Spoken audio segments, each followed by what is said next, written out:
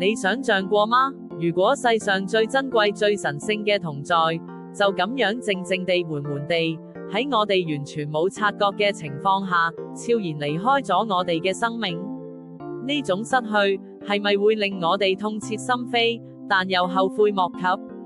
喺聖經以西結書，就記載咗一個咁樣令人痛心嘅故事。神嘅榮耀，因為以色列人嘅罪惡，一步步咁離開咗聖殿。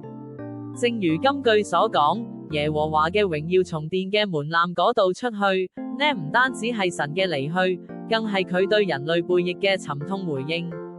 呢個古老嘅警告，喺今日依然回響。神嘅愛從未改變，佢依然渴望同我哋建立親密嘅關係。願我哋每一個人都能夠深深反思，珍惜每一個能感受佢榮耀同恩典嘅時刻，用最真誠嘅愛同悔改，去重新連接我哋同神嘅盟約，讓佢嘅榮光再次充滿我哋嘅生命。